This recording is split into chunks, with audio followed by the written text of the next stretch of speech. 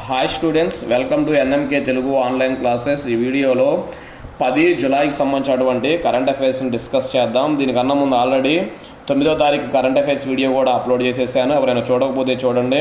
అదేవిధంగా ఇంకొక 1 అవర్ తర్వాత మళ్ళీ 11వ తారీఖు సంబంధించిన కరెంట్ అఫైర్స్ని కూడా అయితే అప్లోడ్ చేసేస్తాను, చూసేయండి. ఓకే, ఇంకా ఆలస్యం చేయకుండా 10వ తారీఖు కరెంట్ అఫైర్స్లోకి వెళ్ళిపోదాం. మొత్తం 17 బిట్స్ ఉన్నాయి అనమాట. చివరిదాకా కూడా చూడండి. చూసిన వాళ్ళు మీకు నచ్చితే కనుక ఒక లైక్ అయితే చేయండి. Okay, first bit, grand pre wrestling championship 50 కేజీల విభాగంలో ఎవరు స్వర్ణం గెలుచుకున్నారు? చూడండి, గ్రాండ్ ప్రీ రెజ్లింగ్ ఛాంపియన్షిప్లో 50 కేజీల విభాగంలో ఎవరు స్వర్ణం గెలుచుకున్నారు అంటే భారత రెజ్లర్ అనమాట, వినేష్ ఫొగాట్ అంటారు. చూడండి, వినేష్ ఫొగాట్ ఏంటిది 50 కేజీల విభాగంలో భారతదేశం తరపున స్వర్ణం గెలుచుకోవడం అయితే జరిగింది. ఓకే, నెక్స్ట్ సెకండ్ బిట్, భారత క్రికెట్ జట్ ప్రధాన కోచ్గా ఎవరు నియమితులయ్యారు? ఇంపార్టెంట్. భారత క్రికెట్ జట్ ప్రధాన కోచ్గా ఎవరు నియమితులయ్యారు అంటే గౌతమ్ గంభీర్. మీకు ఆల్రెడీ అంతకుముందు వీడియోలో రాహుల్ ద్రావిడ్ వెళ్ళిపోయాడండి, అతి త్వరలో గౌతమ్ గంభీర్ వచ్చే అవకాశాలు ఎక్కువ అని చెప్పుకున్నాం కదా. ఎస్, గౌతమ్ గంభీరే వచ్చాడు, గుర్తుపెట్టుకోండి. రాహుల్ ద్రావిడ్ స్థానంలో బీసీసీఐ గౌతమ్ గంభీర్ను నియమించింది. రాహుల్ ద్రావిడ్ వెళ్ళిపోయాడు, ఆయన ప్లేస్లో గౌతమ్ గంభీర్ అయితే మనకు రావడం జరిగింది. నెక్స్ట్, 2024 ప్యారిస్ ఒలింపిక్స్ కోసం భారత్ చెఫ్డీ మిషన్గా ఎవరు నియమితులయ్యారు? ఆల్రెడీ లాస్ట్ వీడియోలో చెప్పాను కూడా, అదొందా ఎవరు నియమితులయ్యారంటే ఆయన పేరు గగన్ నారంగ్ అంటారు. యాక్చువల్గా మేరీ కోమ్ వెళ్ళాలన్నమాట, కానీ వ్యక్తిగత కారణాల వల్ల పక్కగా ఆమె తొలగిపోవడంతో ఆమె ప్లేస్లో గగన్ నారంగ్ను అయితే పంపుతున్నారు. నెక్స్ట్, ప్యారిస్ ఒలింపిక్స్ భారత జట్టుకు స్పాన్సర్గా ఎవరు వ్యవహరించనున్నారు? అదొందా ప్యారిస్ ఒలింపిక్స్ భారత జట్టుకు స్పాన్సర్గా ఎవరు వ్యవహరించనున్నారు అంటే అదానీ గ్రూప్ అయితే వ్యవహరించనుంది. ఎవరు? అదానీ గ్రూప్ అంటారు. నెక్స్ట్ 5, జాతీయ క్షయవ్యాధి నిర్మూలన కార్యక్రమానికి ముఖ్య సలహాదారులుగా ఎవరు నియమితులయ్యారు? ఇంపార్టెంట్. జాతీయ క్షయవ్యాధి నిర్మూలన కార్యక్రమానికి ముఖ్య సలహాదారులుగా ఎవరు నియమితులయ్యారు అంటే సౌమ్య స్వామినాథన్ అంటారు. ఏం పేరు? సౌమ్య స్వామినాథన్ అనే పేరుతో అయితే పిలుస్తారు. నెక్స్ట్ దాని తర్వాత 6, మెర్సర్ యొక్క నివేదిక ప్రకారం ప్రపంచంలో అత్యంత ఖరీదైన నగరంగా ఏది నిలిచింది?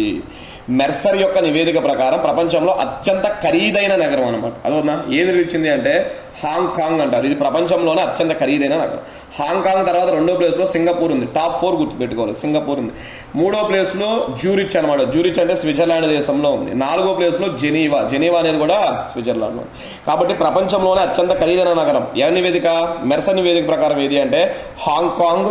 2nd ప్లేస్లో సింగపూర్, 3వ ప్లేస్లో జ్యూరిచ్, 4వ ప్లేస్లో జెనీవా. మరి మన భారతదేశం నుంచి ఏమున్నాయి తెలియాలన్నమాట. మన భారతదేశం నుంచి 136వ స్థానంలో ముంబై నిలిచింది. చూడండి, మన దేశంలో అత్యంత ఖరీదైన నగరం ఏది అంటే ముంబై, మన దేశంలో అనమాట. ప్రపంచవ్యాప్తంగా చూసినప్పుడు మాత్రం దాని ర్యాంక్ ఎంత అంటే 136. నెక్స్ట్ దాని తర్వాత వచ్చేటప్పటికి భారతదేశంలో 2వ అత్యంత ఖరీదైన నగరం ఏదంటే ఢిల్లీ. 2వ అత్యంత ఖరీదైన నగరం ఢిల్లీ, కానీ అది ప్రపంచవ్యాప్తంగా చూసుకున్నప్పుడు దాని ర్యాంక్ మాత్రం 165. భారతదేశంలో అత్యంత 3వ ఖరీదైన నగరం చెన్నై, దాని ర్యాంక్ 189 ప్రపంచవ్యాప్తంగా. భారతదేశంలో అత్యంత ఖరీదైన 4వ నగరం బెంగళూరు, ప్రపంచవ్యాప్తంగా దాని ర్యాంకు చూస్తే 195. నెక్స్ట్ 202వ స్థానంలో ప్రపంచవ్యాప్తంగా హైదరాబాద్ ఉంది. 205 స్థానంలో పూణే ఉంది. 207వ స్థానంలో కలకత్తా ఉంది. అసలు మొత్తం మెర్సర్ అనే సంస్థ ఎన్ని స్థానాలకు గాను ఈ రిపోర్టును వదిలింది అంటే 226 స్థానాలు అనమాట. మరి లాస్ట్ 3 ఏంటి? అదొందా చూడండి, 224వ స్థానంలో ఇస్లామాబాద్ ఉందనమాట, పాకిస్తాన్ దేశం. అది ఇస్లామాబాద్ 224లో ఉంది, అది పాకిస్తాన్లో ఉంది. 225లో లాగోస్ అంటారు. 225లో లాగోస్, ఇది ఆఫ్రికాలోని నైజీరియా దేశంలో ఉందన్నమాట. 226వ ప్లేస్లో అబూజా, నైజీరియా అంటారు. చూడండి, మెర్సర్ నివేదిక ప్రకారం అతి తక్కువ అదోన్నా అత్యంత చివరగా ఉన్నటువంటి నగరం ఏది అంటే అబూజా అంటారు, నైజీరియా. 226, 225 అయితే లాగోస్, 224 అయితే ఇస్లాం. అంటే టాప్ 4 లీస్ట్ 3 అనమాట. అదేవిధంగా మన దేశంలో ఉన్నటువంటివి కూడా గుర్తుపెట్టు. ఓకే, నెక్స్ట్ దాని తర్వాత 7, అఖిల భారత న్యూస్ బ్రాడ్కాస్టర్స్ డిజిటల్ అసోసియేషన్ అంటారు. అఖిల భారత న్యూస్ బ్రాడ్కాస్టర్స్ డిజిటల్ అసోసియేషన్ అధ్యక్షుడిగా ఏకగ్రీవంగా ఎవరు ఎంపికయ్యారు అంటే రజత్ శర్మ అంటారు. ఏం పేరు? రజత్ శర్మ అన్నమాట. అఖిల భారత న్యూస్ బ్రాడ్కాస్టర్స్ డిజిటల్ అసోసియేషన్ అధ్యక్షుడిగా ఏకగ్రీవంగా ఎవరు ఎన్నికయ్యారు అంటే రజత్ శర్మ అనే పేరుతో పిలుస్తారు. ప్రస్తుతం రజత్ శర్మ ఇండియా టీవీ యొక్క చైర్మన్గా ఉన్నారు. ఆయన ప్రస్తుతం ఇండియా టీవీ ఒకటి ఉందన్నమాట, దానికి చైర్మన్గా అయితే ఉన్నారు. నెక్స్ట్, 16వ ఆర్థిక సంఘం ఎంతమంది సభ్యులతో ఒక సలహా మండలిని ఏర్పాటు చేసింది? చాలా ఇంపార్టెంట్ అనమాట. 16వ ఆర్థిక సంఘం ఎంతమంది సభ్యులతో ఒక సలహా మండలిని ఏర్పాటు చేసింది అంటే 5 మంది సభ్యులతో ఏర్పాటు చేసింది. ఎంతమంది? 5 మంది సభ్యులతో ఒక సలహా సంఘాన్ని ఏర్పాటు చేసుకుంది. మరి ఎవరు 5గురు? చూడండి, ఒకటి వచ్చేప్పటికి పూనం గుప్తా అంటారు. ఏంటిది? పూనం గుప్తా. ఈ సలహా మండలి కన్వీనర్ అనమాట. ఈ 5గురులో ఈ సలహా మండలి కన్వీనర్ గా అదొద్దా నడిపించేది ఎవరు అంటే ఎవరు? మనకి పూనం గుప్తా. ఎవరు ఈ పూనం గుప్తా అంటే గుర్తుపెట్టుకోండి, national council of applied economic research కి డైరెక్టర్ జనరల్. డీజీ అంటే డైరెక్టర్ జనరల్. చూడండి, ఈ పూనం గుప్తా గారు ఎవరంట? National council of applied economics research అని ఉంటుంది. దానికి డీజీ అంటే ఇక్కడ డైరెక్టర్ జనరల్. నెక్స్ట్ దీంట్లో సభ్యుడు ఎవరు అంటే డికే శ్రీవాత్సవ ఈ సలహా మండలిలో సభ్యుడు. అదేవిధంగా నీలకంఠ మిశ్రా దీంట్లో సభ్యుడు. అదేవిధంగా ప్రంజుల్ భండారి అంటారు ఈ కమిటీలో సభ్యుడు. అదేవిధంగా రాహుల్ బజారియా అంటారు, ఈయన కూడా ఈ సలహా మండలిలో సభ్యుడు అనమాట. ఓకే, అసలు ఈ 16వ ఆర్థిక సంఘం గురించి కొన్ని పాయింట్లు చూద్దాం. ఓకే, 16వ ఆర్థిక సంఘం చైర్మన్ ఎవరు అంటే అరవింద్ పనగారియా అంటారు ఆయన పేరు. అదవుతుందా? ఈ మధ్య ఏర్పాటైంది మనకి 16వ ఆర్థిక సంఘం ఎవరు అంటే అరవింద్ పనగారియా. 16వ ఆర్థిక సంఘం కార్యదర్శి ఎవరు అంటే రిత్విక్ రంజనం పాండే అంటారు. రిత్విక్ రంజనం పాండే. 16వ ఆర్థిక సంఘంలో అసలు సభ్యులు ఎవరు అంటే ఒక ఆయన పేరు అజయ్ నారాయణ్ జూ అంటారు. అజయ్ నారాయణ్ జూ అనే పేరుతో పిలుస్తారు. ఇంకొక పర్సన్ పేరు వచ్చేటప్పటికి అన్నే జార్జ్ మాథ్యూ అంటారు. మూడో వ్యక్తి పేరు వచ్చేప్పటికి మనోజ్ పాండా అంటారు. ఏంటిది? మనోజ్ పాండా. 4వ వ్యక్తి పేరు వచ్చేటప్పటికి సౌమ్య కాంతి ఘోష్ అంటారు. సౌమ్య కాంతి ఘోష్ అనమాట. చూడండి, బ్రాకెట్ లో పార్ట్ టైం మెంబర్ అనమాట. సౌమ్య కాంతి ఘోష్ 16వ ఆర్థిక సంఘంలో పార్ట్ టైం మెంబర్ గా అయితే ఉన్నారు. కేంద్ర ఆర్థిక సంఘం ఏ ఆర్టికల్ ప్రకారం ఏర్పడుతుంది అంటే ఆర్టికల్ 280 ప్రకారం కేంద్ర ఆర్థిక సంఘం ఏర్పాటు అవుతుంది. ఈ కేంద్ర ఆర్థిక సంఘాన్ని ఎవరు ఏర్పాటు చేస్తారు అంటే రాష్ట్రపతి ఏర్పాటు చేస్తారు. మొట్టమొదటి ఆర్థిక సంఘం ఎప్పుడు ఏర్పాటైంది అంటే 1951లో మొదటి ఆర్థిక సంఘం ఏర్పడింది. ఈ మొదటి ఆర్థిక సంఘానికి చైర్మన్ ఎవరు అంటే కేసీ నియోగి.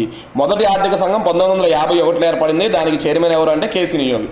ఇప్పుడు 16వ ఆర్థిక సంఘం ఏర్పడింది. దీని చైర్మన్ ఎవరు అంటే అరవింద్ పనగారియా అంటారు అన్నమాట. ఓకే, నెక్స్ట్ దాని తర్వాత చూడండి, మొత్తం 17 బిట్స్ ఉన్నాయి అన్నమాట. నెక్స్ట్ 9 ఆంధ్రప్రదేశ్ రాష్ట్ర అదనపు అడ్వకేట్ జనరల్ ఏఏజీ అంటారు. అదనపు ఎడిషనల్ అడ్వకేట్ జనరల్ గా ఎవరు నియమితారు? ఆంధ్రప్రదేశ్ రాష్ట్ర ఎడిషనల్ అడ్వకేట్ జనరల్ గా ఎవరు నియమితులయ్యారు అంటే ఆయన పేరు సాంబశివ ప్రతాప్ అంటారు. ఇంటి పేరు అయితే యవన అనమాట. యవన సాంబశివ ప్రతాప్ అంటారు. నెక్స్ట్ దాని తర్వాత ఏ రాష్ట్రం సరిహద్దుల వెంబడి మిత్ర వాన్ ఫ్రెండ్షిప్ ఫారెస్ట్ అనమాట. వాన్ అంటే ఇక్కడ వనం, అదవుతుందా? వాన్ అంటారు. మిత్ర వాన్ ఫ్రెండ్షిప్ ఫారెస్ట్ అనే కార్యక్రమాన్ని ప్రారంభించింది. చూడండి, ఒక రాష్ట్రం దేశంలో ఆ రాష్ట్రం సరిహద్దుల వెంబడి ఫ్రెండ్షిప్ ఫారెస్ట్ మిత్రవాన్ అనే పేరుతో కార్యక్రమాన్ని ప్రారంభించింది అంటే ఉత్తరప్రదేశ్ రాష్ట్రం. ఉత్తరప్రదేశ్ ప్రభుత్వం వృక్షారోపణ్ జన్ అభియాన్ 2024. చూడండి, దాని పేరు అనమాట వృక్షారోపణ్ జన్ అభియాన్ 2024లో భాగంగా ఈ కార్యక్రమాన్ని ప్రారంభించింది. అదవుతుందా? అది మిత్రవాన్ యూపీ బ్రాహ్మణి. దేనిలో భాగంగా అంట వృక్షారోపణ్ జన్ అభియాన్ 2024 అనేది వాళ్ళు కార్యక్రమంలో స్టార్ట్ చేశారు. దాంట్లో భాగంగా. ఓకే, నెక్స్ట్ జాతీయ అంతరిక్ష దినోత్సవాన్ని ఏ రోజున జరుపుతారు? చాలా చాలా ఇంపార్టెంట్. చూడండి, జాతీయ అంతరిక్ష దినోత్సవాన్ని ఏ రోజున జరుపుతారు అంటే ఆగస్టు 23వ తారీఖున జరుపుతారు. ఆగస్టు 23. ఇది నెక్స్ట్ మంత్ కరెంట్ అఫైర్స్ ఎందుకు పేపర్లో వచ్చింది అదవుతుందా? చూడండి, దీనికి సంబంధించి జూలై 15 నుంచి ఆగస్టు 15 వరకు దేశవ్యాప్తంగా వివిధ కార్యక్రమాలు చేపట్టనున్నారు. ఎందుకంటే ఫస్ట్ టైం జరుపుకుంటున్నాం. ఇది ఈ ఏడాది మొట్టమొదటిసారిగా నేషనల్ స్పేస్ డే అనమాట. జాతీయ అంతరిక్ష దినోత్సవాన్ని మనం జరుపుకుంటున్నాం అనమాట. అందుకని నెల రోజుల పాటు దీని కార్యక్రమాలు నిర్వహించున్నారు.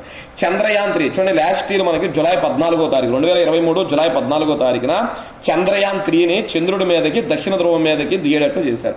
అది చంద్రుడి మీద ఏ రోజు దిగింది అంటే చంద్రుడి మీద 2023 ఆగస్టు 23న చంద్రుడి మీద విజయవంతంగా దిగింది అనమాట. అందుకని అప్పుడు నరేంద్ర మోదీ గారు ప్రతి సంవత్సరం ఆగస్టు 23న మనం నేషనల్ స్పేస్ డే జాతీయ అంతరిక్ష దినోత్సవాన్ని జరపాలని అప్పుడు ప్రకటించడం అయితే జరిగింది. ఓకే, చాలా చాలా ఇంపార్టెంట్ బిట్టు గుర్తుపెట్టుకోండి. నెక్స్ట్ 12 బిఎస్ఎఫ్ ఏ బ్యాంకుతో కలిసి, బిఎస్ఎఫ్ అంటే మనకి బోర్డర్ సెక్యూరిటీ ఫోర్స్ అంటారు. బిఎస్ఎఫ్ అంటే బోర్డర్ సెక్యూరిటీ ఫోర్స్ అంటారు అనమాట.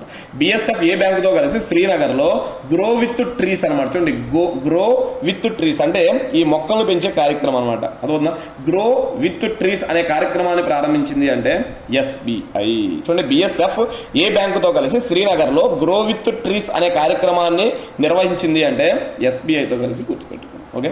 నెక్స్ట్, భారత రష్యా మధ్య మొత్తం ఎన్ని కీలక సహకార రంగ ఒప్పందాలు జరిగాయి? ఈ భారత రష్యా మధ్య మొత్తం ఎన్ని కీలక సహకార రంగ ఒప్పందాలు జరిగాయి అంటే మొత్తం 9 జరిగాయి అనమాట. 2030 నాటికి 2 దేశాల మధ్య $100 బిలియన్ వాణిజ్యం లక్ష్యంగా నిర్ణయించారు. అదవునా, 2030 నాటికి ఇండియా రష్యాల మధ్య ఎంత జరగాలంటే వాణిజ్యం $100 బిలియన్ జరగాలని లక్ష్యంగా అయితే పెట్టుకున్నారు.